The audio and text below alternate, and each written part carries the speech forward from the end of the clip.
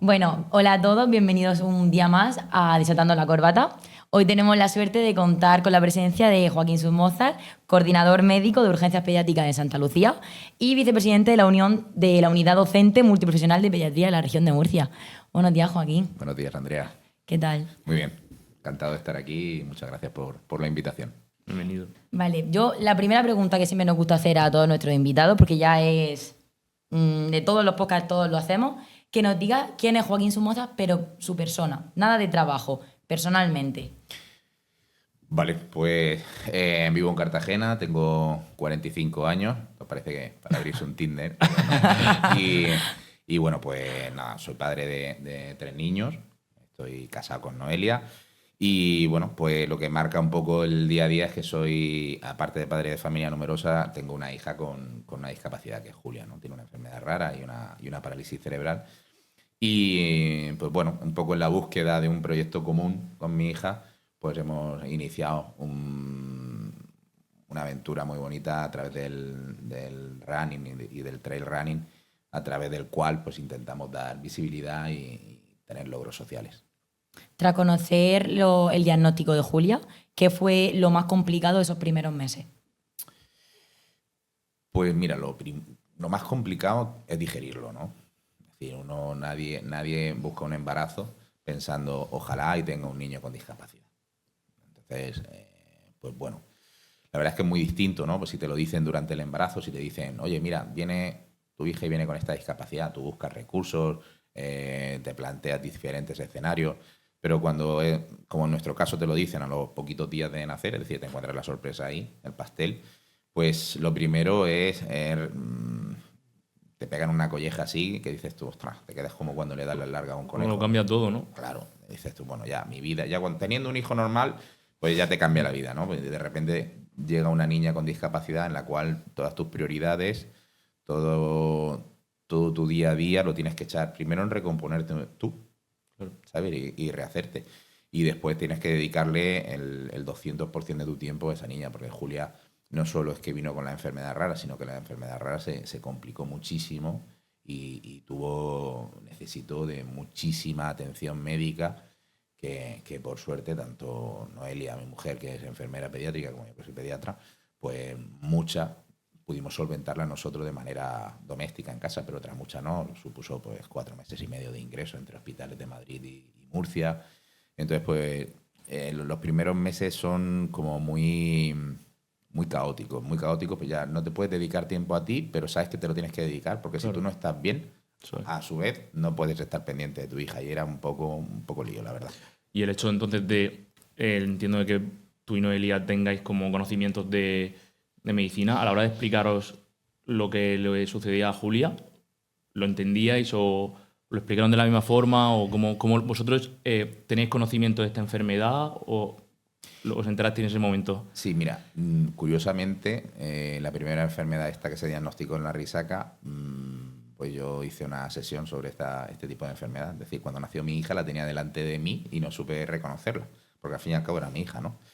Y evidentemente, pues tanto Noelia como yo teníamos mucho ganado a la hora de entender y de sentarnos y hablar un lenguaje médico, ¿no? Ya sabéis que los médicos a veces somos un poco complicados en el lenguaje, pero bueno, nos facilitó entender muchas de las cosas desde el principio, aunque luego médicamente Julia se comportó como a ella le salió ahí de sus ovarios, hizo lo que quiso y entonces, por muy médico, muy enfermera que seas, no entendíamos ciertas cosas, a ver, de cómo se estaba comportando, pero sí, nos facilitó el ponernos en situación. Porque como tal, la enfermedad que tiene Julia tiene nombre. Sí, se llama síndrome de Beckwith-Wiedemann. Es una enfermedad pues que en población general se da uno cada 13.000. No es una enfermedad rara, pero no es de las más raras. Y bueno, pues conlleva varios aspectos, ¿no? Uno de ellos es, pues son niños muy grandes, que les crece una parte del cuerpo más que la otra. La lengua le crece mucho, de tal manera que no puede estar dentro de la boca y le dificulta la respiración, la deglución. Son niños que durante su fase de crecimiento, dependiendo de la alteración genética que tienen, pues tienen más riesgo de tener determinados tipos de tumores malignos. Y sobre todo, pues también durante los primeros meses de vida tienen alteraciones en la glucosa. Y eso es lo que Julia, digamos que reunió todos los factores, menos el tema de los tumores, por suerte, pero reunió todos los factores de mal pronóstico, porque el síndrome no lleva retraso psicomotor. Pero Julia hizo tales trastadas en los primeros meses de vida que al final pues lo que domina su día a día no es el síndrome, sino que es una parálisis cerebral por todas esas afectaciones que tuvo. Y entonces, como padre, ¿cómo se maneja esta situación? En el sentido de que a los días antes del parto te enteras de que va a tener esta enfermedad, y a medida que una vez estáis haciéndole las comprobaciones y si veis que la situación tampoco mejora, ¿cómo lo asumes? ¿Cómo lo vives? Pues no lo asume. A ver, yo siempre digo que yo durante esos meses y durante un tiempo largo me quité la etiqueta de padre. O sea, yo no fui padre de Julia, yo fui el médico de Julia, ¿no? Tenía que pensar muchas veces fríamente porque en muchas situaciones la vida de Julia estaba en peligro. No, y entonces, pues bueno, había que tomar decisiones rápidas y que tuvieran un buen puerto, ¿no? Y no voy a negar que muchas veces esas decisiones me ponían entre la espada y la pared a la hora de decir, pues hasta aquí. Es decir, si Julia se ha empeñado en que no quiere vivir o es que vamos a tener una niña con una afectación muy importante, pues hasta aquí. Hasta aquí hemos llegado, ¿no? Lo que pasa es que ella, pues bueno, se aferró a la vida y ha tenido sus secuelas que son importantes, son graves. Pero bueno, ahí estamos, en el día a día y gracias a un poco la actitud de ella, a la actitud de todo el mundo, pues hemos normalizado lo que es nuestro día a día con una niña con una discapacidad severa. El tema del running con ella, ¿cómo surgió esto en tu cabeza? Todo este movimiento que has creado, ¿cómo surgió? A ver, pues yo antes corría y claro, cuando de repente nace Julia, pues dices, no puedo, no puedo dedicarme un tiempo al deporte. Y justo unos meses antes de la pandemia, pues dije, yo tengo que empezar otra vez a moverme, a empezar a correr. Y claro, yo de repente miro a mi casa y veo a mi hija Julia con discapacidad, a Joaquín con 22 meses, mi segundo hijo, y a mi tercer hijo, Pablo, recién nacido. Entonces yo digo, bueno, pues me voy a correr, me voy 2 horas por allí y cuando vuelva, pues yo tengo las maletas puestas en la puerta de la casa y mi mujer me ha dejado. Porque y entonces, ¿qué hemos hecho? Pues dijimos, vamos, pues bueno, me llevo a Julia, vamos a ver cómo lo hacemos. Compramos un remolque de Amazon de estos barateros de bicicleta y empezamos a echar kilómetros. Pues 1 kilómetro, 2 kilómetros, 5 kilómetros. De repente, pues la silla ya se nos quedaba pequeña. Pues vamos a comprar otra más grande. Y de repente, pues nos vimos haciendo rutas de muchísimos kilómetros y mucho de nivel. Yo entiendo que os motivaba también, ¿no? Que poco a poco también ella podría también realizar actividades que a lo mejor a ti en un principio también querías disfrutar y que a lo mejor en un principio pensabas que no podrías. Claro, esto era una incertidumbre. Julia es un torbellino, Julia es una nena que se comporta como un diagnóstico que ahora está muy en boga, que es el TDAH, ¿no? El trastorno de déficit de atención e hiperactividad. Julia no puede estar 5 segundos aquí sentada. Es imposible. Pero sin embargo sí que puede hacer carreras de 7 horas y media, como hemos hecho por monte, aguantando perfectamente y sin rechistar. Y eso solo había una manera de descubrirlo, que era claro, haciéndolo, ¿no? Y entonces ella poco a poco ha ido integrando eso, disfruta de las carreras cuando hay mucha gente. Cuando va conmigo a solas, pues tenemos nuestros más y nuestros menos, ¿sabes? Como un matrimonio viejo, ¿no? Sí. Pero cuando vamos con más gente, la gente, vamos Julia, vamos, la anima, tal, y ella le hace sus palmas, parece ahí como la reina madre cuando la sacaban a pasear por Inglaterra, saludando ahí a sus plebeyos, ¿no? Y así, rutas más importantes, de las que más orgulloso te sientas de haber realizado con Julia, ¿cuáles son? Entiendo el Mulhacén, ¿no? Sería... A ver, sí, el Mulhacén marca un antes y un después, porque bueno, Julia se convierte en la primera niña con un 76% de discapacidad en coronar la cima de la península, ¿no? Y era mi primer 3000 con ella, sí. ¿De acuerdo? Y esa le tengo un cariño por lo que supuso, no solo por el hito, por la hazaña, ¿no? Sino porque fue un fin de semana magnífico, con 6 personas más que se vinieron con nosotros para completar el reto de convivencia, y no solo de convivencia, sino de entender ellos cómo Julia funcionaba y lo que yo necesitaba también con Julia. O sea que fue algo magnífico. Pero tenemos, vamos, pues hicimos la Volcano Maratón de 34 kilómetros en Cartagena, hemos hecho Ruta de las Fortalezas y nos quedan varias todavía. ¿Y tenéis alguna así pendiente dentro de poco o estáis preparando alguna? Pues mira, la semana que viene hacemos la Ruta de las Fortalezas en Cartagena. Esa dura. Sí, esos son 54 kilómetros y 1.600 de nivel positivo. Y en julio, a finales de abril nos vamos a subir Revolcadores, que es un 2000. Sí. Y en julio pues vamos a hacer una ruta desde Guadix. Sí. Vamos a coronar el Picón de Jerez, que es otro 3000, Sí. para seguir creo que de ahí igual encadenamos otros 2 3000 que hay justo al lado. Y vamos a hacer ahí también un poquillo de Con historia. ganas, ¿no? Sí. Qué bueno, qué bueno. Siguiendo, ¿qué consideras entonces? Yo entiendo que al final tú con Julia, pues estos momentos de deporte, de ruta, te sirven para, por así decirlo, desconectar, ¿no? de situaciones anteriores. ¿Consideras que el apoyo familiar, tanto por tu parte como de Noelia, crees que yo entiendo que conocerás a otras familias que tengan enfermedades también raras o similares a las que puede tener Julia? ¿Recomiendas este tipo de actividades, el hecho de apoyar o de disfrutar con tu hija actividades que podría realizar como cualquier otro hijo?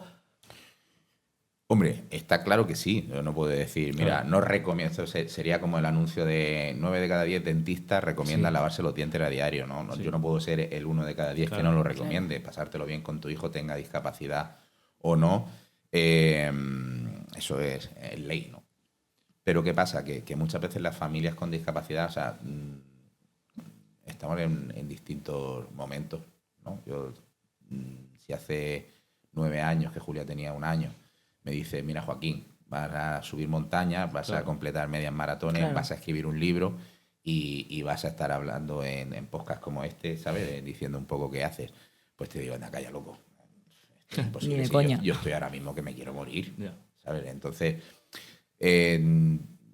decir, mira, yo soy un ejemplo y esto es lo que tienes que hacer, eso no es así. O sea, yo no pretendo ser ejemplo para nadie.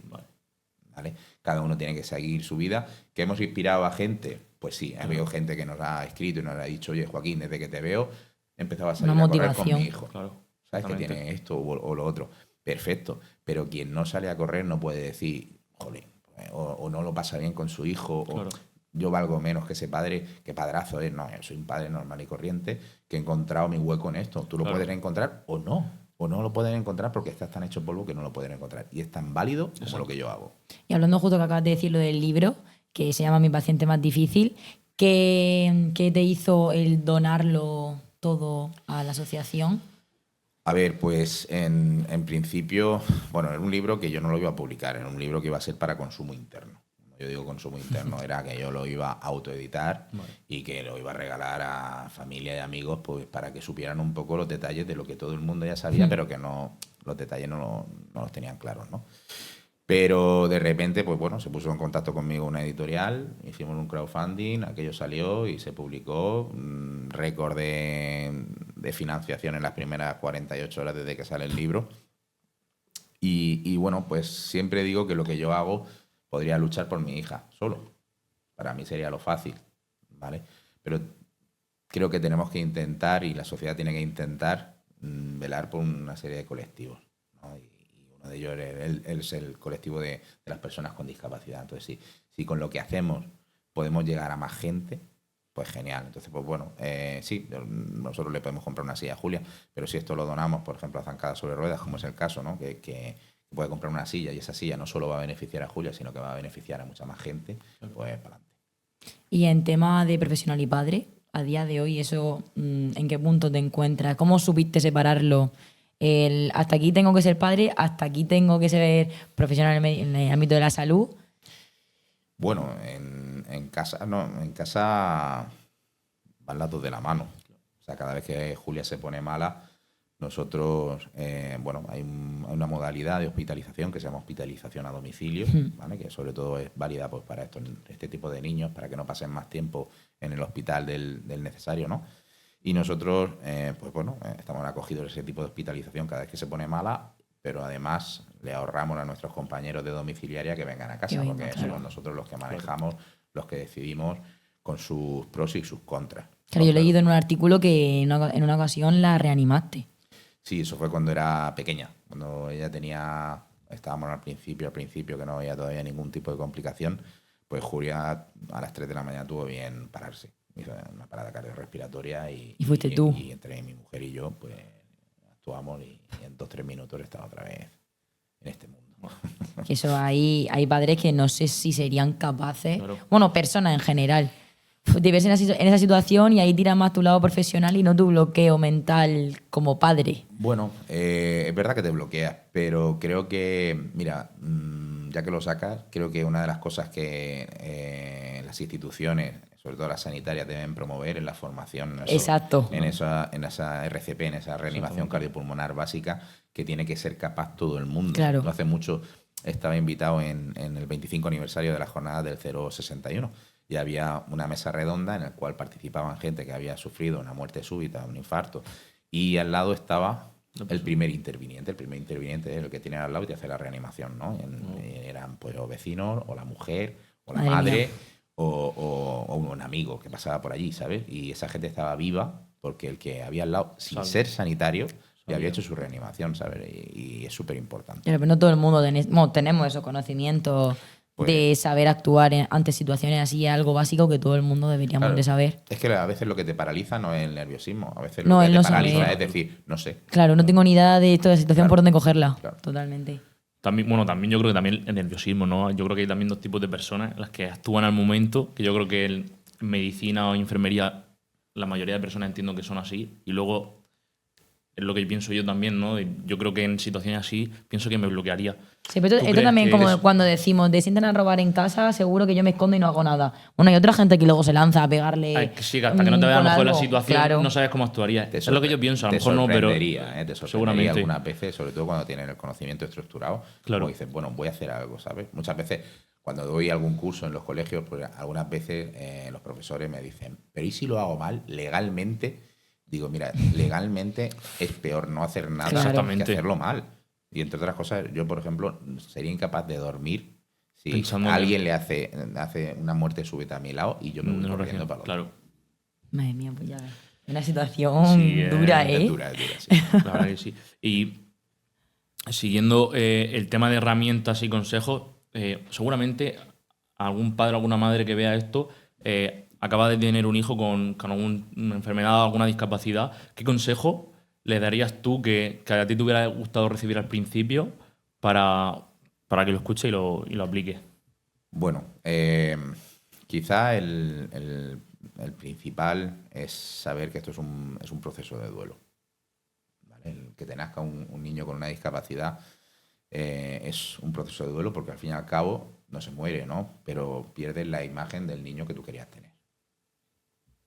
Entonces, mi consejo es que tenga tiempo, que se permita tener sentimientos negativos que son lícitos muchas veces, ¿sabes? Porque eso, si no te los permites, muchas veces te generan como un sentimiento de culpabilidad. Sí. Cuando tú miras a tu hija y dices, jolín, es que ojalá y no estuvieran aquí, ¿sabes?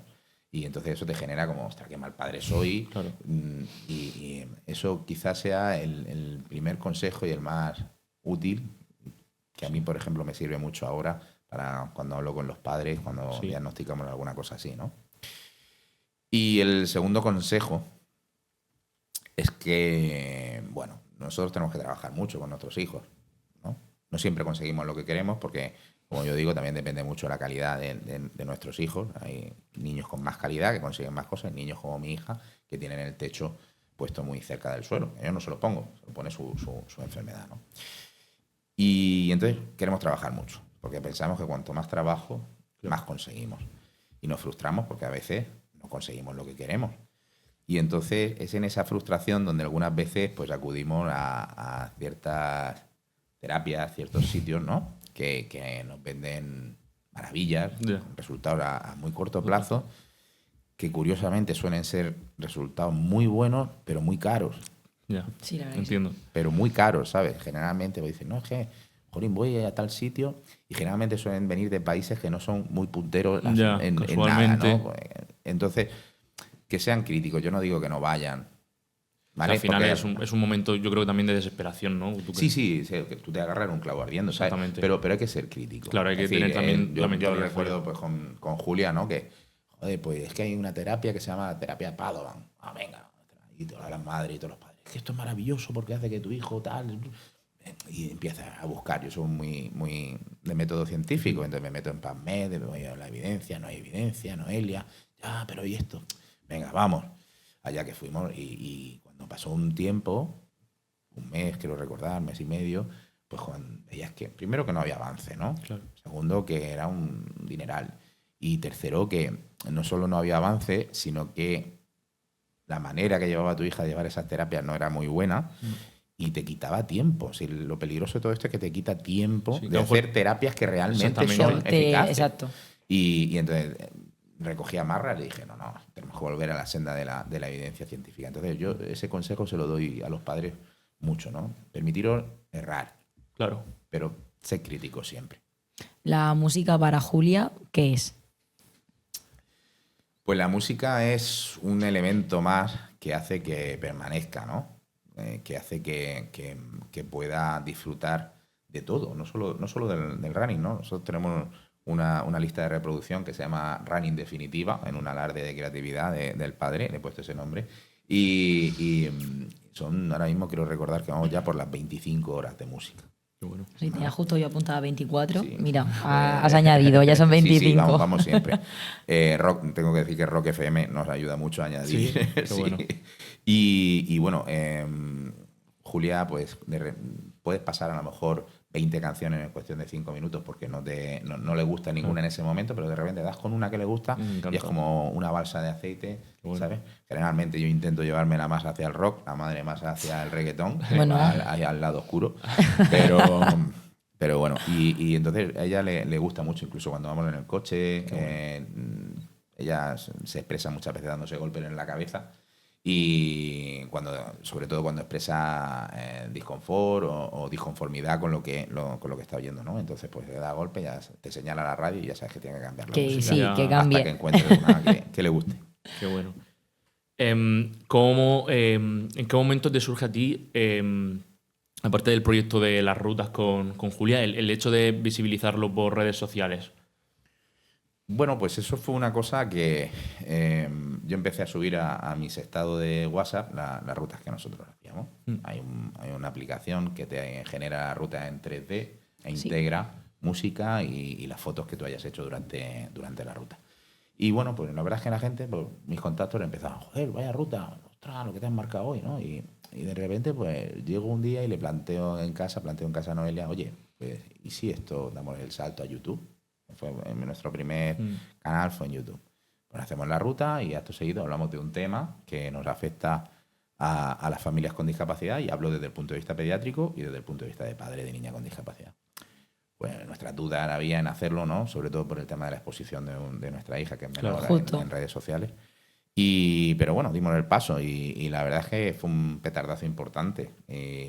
Pero de repente ya pues YouTube se nos quedaba ahí un poco, primero porque no tenía mucho tiempo en editar los vídeos, en trabajarlos, ¿no? Y entonces dimos el salto a Instagram y a lo que ahora es X, ¿no? Sí. Y la verdad es que hemos ido pues poquito a poco consiguiendo seguidores, no solo de personas con discapacidad, Muy bien.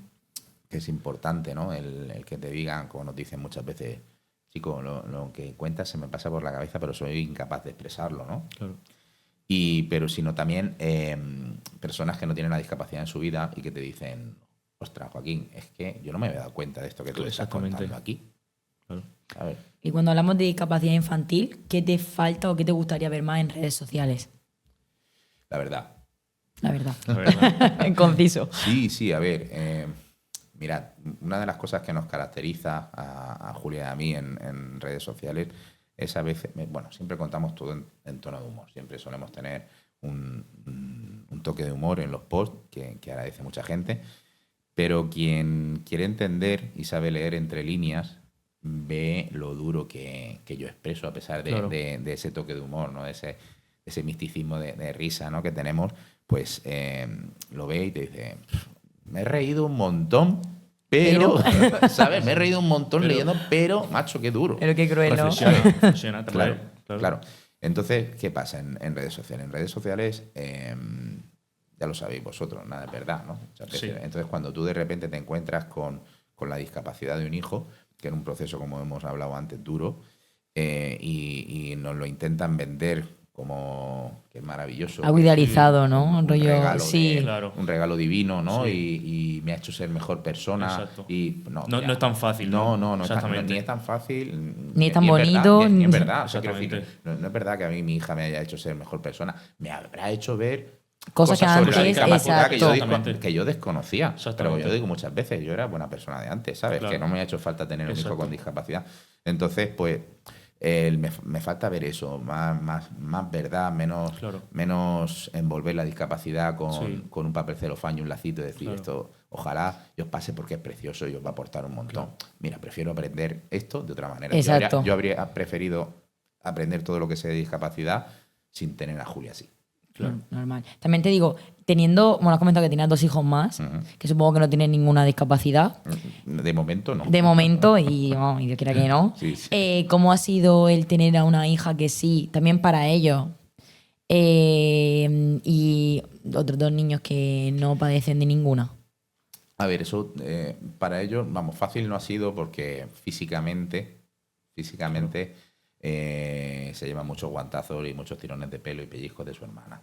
Es complicado convivir, pero es verdad que hay 2 tipos, al igual que hablábamos antes del momento en el que te diagnostican que viene un hijo con discapacidad, ¿no? También hay diferentes maneras de afrontarlo dependiendo de en qué número nazca la niña Claro, o el niño claro, con sí. discapacidad. Es decir, ellos no conocen otra vida. Pero ellos han vivido desde Ellos, el primer claro, son momento. menores que Julia, Ok. llegaron a casa cuando Julia estaba allí Claro. y ellos saben que su hermana es Es así y ya parte está. de la familia. Lo Desde el primer- tienen, lo tienen completamente normalizado. Normalizado. Claro, es decir, ellos saben que tienen su cuota de padre y madre, Claro. de tiempo de padre y madre, y Julia tiene Otra su- diferente, otra pero diferente, lógicamente. Claro, y son otras cosas, ¿no? Pero lo tienen como muy integrado. Cosas diferentes cuando de repente tú tienes un hijo sin discapacidad Y de después nace. repente, Claro, exacto. es como que de Esos repente- celos a lo mejor del tiempo. celos, que tu vida, la sensación también de estar, de repente tu vida gira, lo que hablamos Claro. antes, y es como el ojo de Mordor, ¿no? Empieza a mirar a tu hijo con discapacidad y al otro Claro, como que el lo hijo, dejan ahí claro. un poco de lado. Tu sentimiento de culpa, el sentimiento de abandono del hijo, es quizá más Claro. complicado, ¿eh? Sí. Bueno, por suerte también han sabido convivir y aprender. También de todo el proceso ellos. Mucho, Andrea, porque son 2 sujetos, tienen 7 y 5 años. son pequeños. Y quisiera que los vierais. O sea, primero en cuanto a educación y ayuda, no solo con su hermana, sino con otras En personas con general. discapacidad. Y- Empatizan a lo mejor un poco Sí, más de alguien que sí. nunca ha tenido ninguna discapacidad cerca. Y luego a nivel de ayuda, ¿sabes? Muchas veces pues, o cuando Noelia está trabajando, o cuando yo estoy trabajando y Julia pues se ha hecho caca encima, pues ellos son los primeros que aparecen con el pañal, las toallitas, ¿sabes? El empapador o la toalla para ponerla debajo para que no se manche la cama y te ayudan, le cogen la mano. Es impresionante. Un equipo, A veces me da claro. tristeza porque dicen no es algo que tenga que hacer un niño de 7 y 5 años, No, pero al pero final- como muchas veces digo, es lo que hay. Es que Exactamente. es normalizarlo, que ellos Claro. también tienen que vivir con esto, porque soy una familia, soy un Claro, equipo al todo. final es su hermana. Así, Exacto. Sí, es así, es así. Y este tenemos normalizado como que cuidamos a la gente mayor. Cuando Claro. tenemos abuelos, yo vivía con mi abuela y también he tenido que pues, cambiar pañales, como decía, y cosas así. Ya lo veo y digo, oye, pues he tenido suerte porque yo he madurado en cierta parte y he convivido Claro. con una persona con Alzheimer como me tocó a mí y no pasa nada y como que conoce y abre un poco más la mente en cuanto a familiar. En ¿No? Y cuanto... que te enseña otro tipo de realidades. Exactamente. Sí. Bueno, pasamos. La maceta esta al final. Un día que se caerá y explotarán 1000 trozos y bueno, habrá clip. Pasamos ahora, Joaquín, a una sección un poco más amena. Solo hemos hecho a todos los que han pasado por aquí. Vale. Tienes que decirnos 2 mentiras Vale, y una verdad. venga. Luego en comentarios la gente tiene que intentar adivinar cuál es la verdad y a ver si la adivinan. A ver, bueno, pues mira, nosotros llevamos ya subido lo que viene siendo el equivalente a 12 veces el Everest. Vale. Yo empecé a correr con Julia, también te lo digo, porque estaba tan cansado de, bueno, pues siempre participar en carreras, quedar segundo, tercero, y ya había completado un poco lo que era mi ciclo vital como deportista, en ese sentido. que dije, bueno, pues ya vamos a dedicarnos a otra cosa, ¿no? A correr para otro motivo. Y siempre quise ser economista, Vale, no pediatra. vale. Bueno, ya en comentarios que digan. Yo ahora mismo no tengo ni idea, Yo tampoco tengo ni idea. O sea, he intentado en el primero hacer un poco de cálculo, pero no me cuadra, ¿eh? No sé, ya veremos. Ya veremos. Ahora, detrás de cámara, Sí, nos la sí. tiraremos así a ver que si acertamos o no acertamos. Vamos a hacerte una ronda relámpago de preguntas. Venga. ¿Vale? Vamos. La primera es un error común al hablar de enfermedades raras. Bueno, un error común a la hora de hablar de enfermedades raras es decir que son raras. ¿Vale? Me refiero, el grueso de las personas con enfermedades raras no es poco frecuente. O sea, tú sumas todas las enfermedades raras que hay. No, realmente Y no es tan raro. anteriormente, cuando has dicho que el caso de tu hija es uno entre 13.000, me ha sorprendido de... Tía, no es tan raro, ¿no? No es tan Como- raro, ¿no? Se considera, quiero recordar, que no me la piden si me equivoco, quiero recordar que una enfermedad rara es aquella que se da en frecuencias menores de 1 cada 5.000, quiero recordar. Vale. Entonces, claro, a partir de ahí, pero es que tenemos enfermedades que a lo mejor son de 1 cada 3 millones de personas. ¿Sabes? Pero claro, si tú coges, claro, si las separas, dices, vale, hay 3 personas afectadas en el mundo. Claro. Pero si juntas a todas las enfermedades raras que hay, es un grueso de pacientes importante. Claro, no es tan raro lo raro. La siguiente sería un mito sobre la discapacidad que crees que hay que romper. Pues mira, el mito sobre sobre la discapacidad que hay que romper es que hay que tener pena a las personas con discapacidad. ¿Sabes? Si me vas a dar las cosas por pena, no Claro. las quiero. La pena es un sentimiento inútil, es un sentimiento que lo único que lleva es a la compasión, ¿de acuerdo? A autocompadecerse también muchas veces, pobre de mí, porque yo. Sí. Entonces creo que no hay que tener pena en absoluto, no es que creas que lo sé, no hay que tener pena de las personas con discapacidad. Al contrario, lo que hay que luchar es porque se consigan derechos no en base a la pena, sino a eso, a que son derechos. Entiendo que a ti esas situaciones te darán rabia porque tú al final sabes quién viene por ese tipo de actitud o por... ¿no? Claro, o sea, vamos a ver, el pobrecica, Claro. ¿sabes? Esto es muy frecuente, con lo guapa que es, qué lástima, ¿sabes? Ahí. Claro, Esas como- expresiones. Claro, Sí, sí. que a lo mejor están ¿Qué comentario? Sí, pero que son comentarios que a lo Sí, mejor la son- persona que lo van- dice... Ojo, van sin ningún Exacto. tipo No, de no, maldad. total, ¿no? total. Es decir, Claro, claro. No le puedo decir a una persona, oye, vete de paseo, Ya. sabes que me has dicho esto.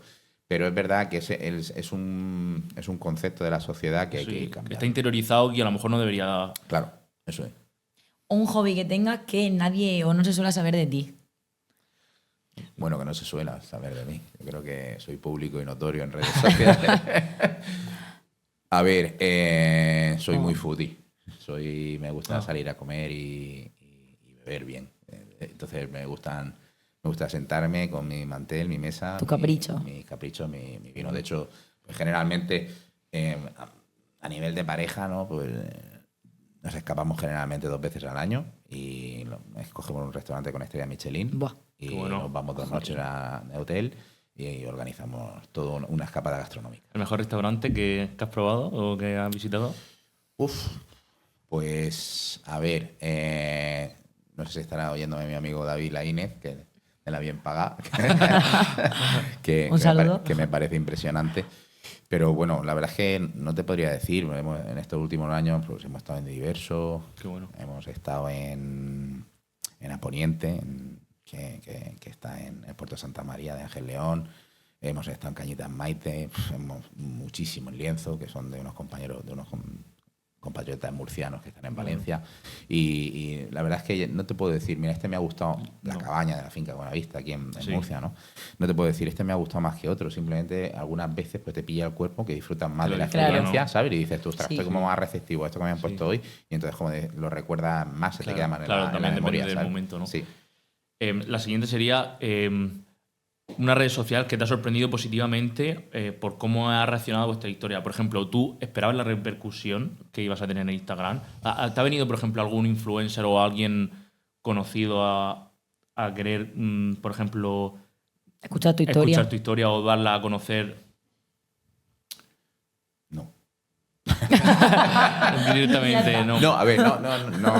Vamos a ver, yo creo que cada uno tenemos nuestro... ¿Te gustaría, por ejemplo, que carril. viniera, no sé, alguien con mayor número de seguidores y que a lo mejor pudiera hacer más visible lo que está realizando con Julia? A ver, sí, claro, lógicamente. A ver, nosotros no estamos en redes sociales para ganar dinero. Claro, ¿De pero acuerdo? Ninguno de mis dos redes sociales principales está monetizada, porque pienso que, desde mi punto de vista, me parece poco legal monetizar a mi hija y la discapacidad de mi hija. Me parece, vamos a decir, amoral. Que hay un límite, hay una línea muy fina. Pero sí que es verdad que cada vez que, pues yo qué sé, lo del otro día de Televisión Española, ¿no?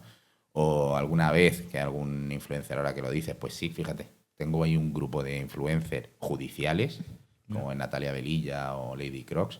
Que, al final sí había.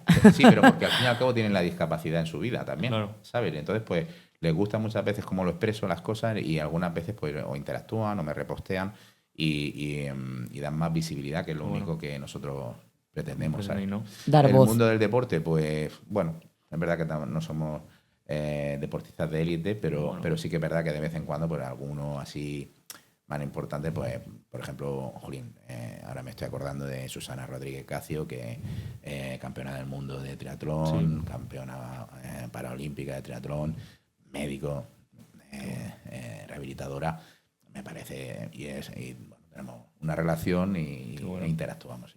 Sí. Algo que te gustaría hacer con Julia y aún no habéis podido. Mantener una conversación. Sí. Jolín. Ay. Qué bonito. Sí. Me he emocionado. Y nosotros también. Y nosotros. también. A ver, ella por su afectación cerebral, ¿no? Y aparte también porque a los poquitos meses de vida, esa lengua tan grande que tenía, pues hubo que operarla. Entonces, pues tiene como una doble dificultad para mantener una conversación, ¿no? Simplemente para hablar. Ella, como mucho, pues, papá, mamá, y poco, o algún grito que imita, ¿no?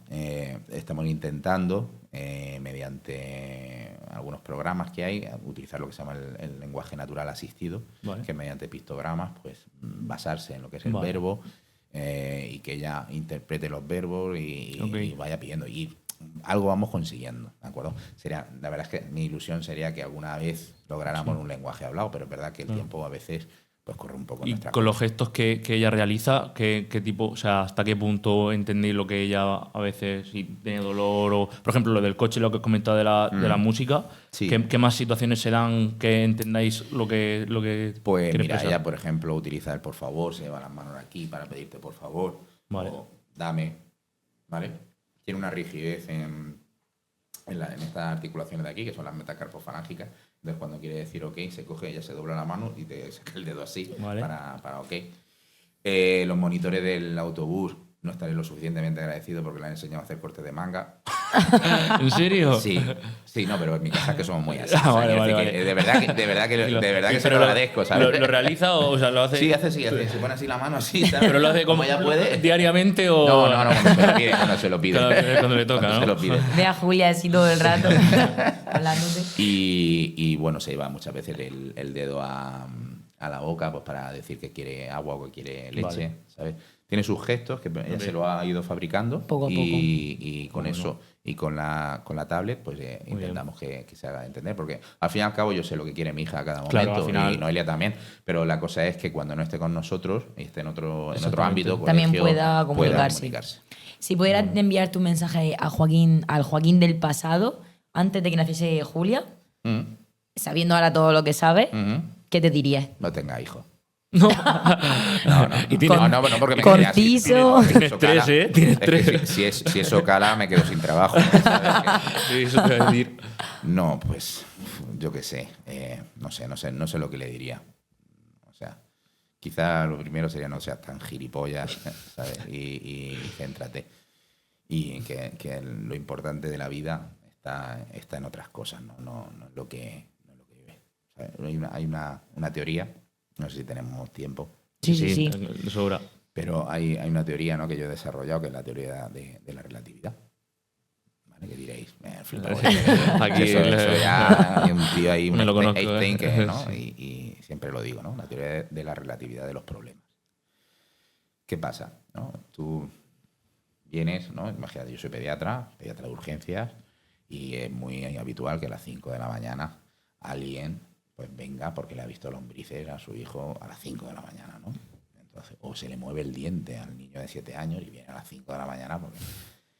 Claro, sería muy fácil juzgar, ¿no? A esa gente. Claro. Sería muy fácil decir esto es una gilipollez, que a lo mejor lo es, ¿no? Y lo pienso, pero sería muy fácil juzgarlo. Y entonces, la teoría de la relatividad es que si tú no tienes un problema más importante, el que tienes actual, para ti, lo es.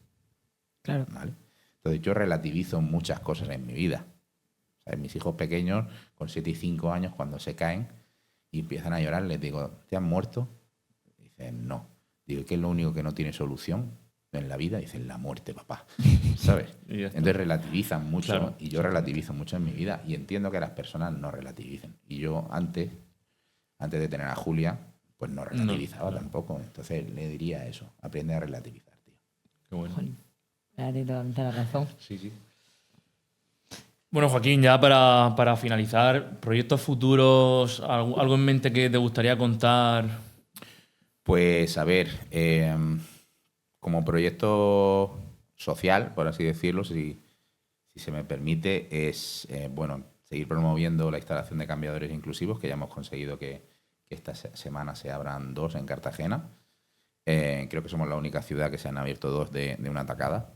Y que hay 20 y pocos en España, que se dice pronto. Para el que no lo sepa, ¿qué es esto lo de...? Bueno, un cambiador inclusivo, mira, cuando me preguntan, yo siempre digo, ¿vosotros cambiaréis la compresa o limpiaréis el culo aquí delante de mí, en el suelo? No. Pues a mi hija se le exige. Okay. ¿No? Yo voy con mi hija paseando por el centro de una ciudad, por ejemplo aquí Murcia, capital de la región, ¿no? Yo voy paseando y mi hija se hace caca encima y tengo que o ponerla en un banco, o meterla en la furgoneta, o irme a un bar y tirarla en el aseo de hombres en el suelo, tirándome yo también, ¿de acuerdo? Entonces esto es vomitar sobre la dignidad de las personas con discapacidad y sus cuidadores. Entonces, pues estos cambiadores proporcionan un espacio grande, 12 metros cuadrados. No olvidemos que tiene que pasar una persona con discapacidad, el cuidador, la silla, congrúa en el techo, con elementos que suben y bajan dependiendo de la altura de la persona, tanto el retrete como el lavabo, con aseo para ostomizados, con ducha, con contenedores de residuos biopeligrosos, aire acondicionado, porque si tú tienes que poner a cambiar a una persona que pesa como yo 100 kilos, pues imagínate cómo puedes terminar, ¿no? Incluso la propia persona con discapacidad. Hemos conseguido eso y vamos a seguir promoviéndolo en Cartagena para que haya en más sitios y en centros sanitarios, que no hay, que es curioso. No solo en Cartagena, en España no hay ningún hospital con ningún cambiador inclusivo. Y estamos también, lo tenemos puesto ahí en la diana, pues que cambiar los parques de Cartagena a parques inclusivos. Porque también hay que pensar que los niños que tienen distintas discapacidades y aquellos que tienen movilidad reducida, pues también tienen derecho al juego como el resto de niños. Qué bueno. Yo quería... deportivamente, sí que, pues, como ya he dicho, la semana que viene Ruta de las Fortalezas y en Granada, y creo que si no pasa nada, después del verano haremos nuestro primer kilómetro vertical, que eso es muy complicado. Joaquín, yo quería agradecerte por parte del equipo, no solo mía, que hayas querido venir, que hayas querido participar, nosotros aportar nuestro pequeño grano a la historia de Julia y a la tuya, a los dos, y agradecerte enormemente que hayas querido venir y asistir, la verdad. Pues gracias a vosotros por darnos un poquito más de voz y contar conmigo para lo que haga falta. Muchas gracias, Joaquín. Gracias a vosotros.